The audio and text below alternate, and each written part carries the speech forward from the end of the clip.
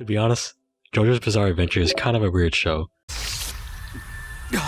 What a surprise. That's the distinct tang of a liar. But that's what makes it so special. Over the past few months, I've watched JoJo's Bizarre Adventure starting from part 1 to part 5 for the first time ever. If you don't know what JoJo is, it's one of the top-selling manga in Japan today. It was created by Araki Hirohiko in 1987. This makes it one of the oldest running manga series today. JoJo's Bizarre Adventure has recently gained a lot more popularity with the anime adaptation in 2012 by David Productions. Personally, it took me a while before I felt motivated to watch the series. Everyone I knew and even people I didn't know had always told me that I should watch JoJo. A big issue for me was that I didn't really know what JoJo was. The only thing I knew about JoJo was the memes and... But since I've had a lot more free time lately, I decided now is a good time as ever to watch all 152 episodes of JoJo's Bizarre Adventure. The series is split up into parts, where each part contains a unique genre and style along with a new JoJo main protagonist. This can be compared to TV shows such as Doctor Who, where we see a new Doctor every few years, which gives the show a new and fresh look, while still maintaining the feel of Doctor Who. Right now there are 8 parts in total of JoJo, with 5 of them having their own anime. The story of JoJo's Bizarre Adventure primarily focuses on the Joestar family, with each part starring a different member of the family. Another cool thing that JoJo's Bizarre Adventure brings to the table are stands. Stands can be described as a supernatural power that people use to fight each other, and they often come with unique abilities such as healing or stopping time. Typically, stands are visualized almost like a ghost, or sometimes even an airplane. The entire story of JoJo focuses around stands, but what is interesting is that stands only first got introduced in Part 3, Stardust Crusaders.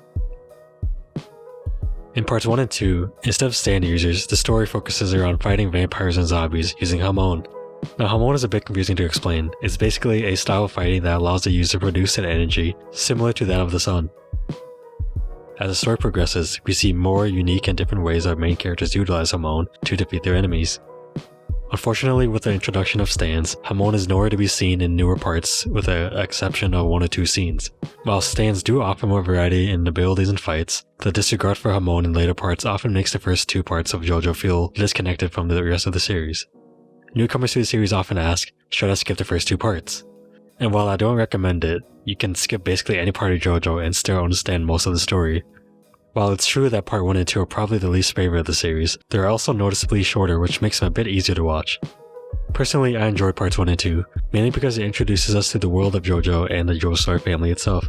The fighting isn't as crazy as other parts, but the story and personality of JoJo is still there. So if you're a newcomer to the series, part 3 might be the best part to test if you will like the series or not, but starting at the beginning is always the best choice. During my watch of JoJo's Bizarre Adventure for the first time, I had no idea what to expect. Each part has their own story to tell and a unique way of telling it. Some parts have vampires while others have robot Nazis. If you come into JoJo expecting it to be like other shows, then you might not enjoy it as much. All the parts are entertaining in their own way, but still have the same distinct JoJo style that most fans know and love. If I had to choose a favorite part, it would probably be Part 4, Diamond is Unbreakable. It's goofy, intense, and definitely has my favorite art style out of the entire series. Every episode of JoJo's Bizarre Adventure was honestly amazing and put me through a roller coaster of different emotions. There was never an episode where I felt bored while watching it. At first glance, JoJo might not seem like a series for you. It's full of crazy characters and bizarre abilities. The imagination and creativity of Araki is unlike anybody else, and it's almost impossible to explain how it all works. But if you enjoy goofy shonen action series, then I would highly recommend the show to you. Thank you all for watching, and I hope to see you again.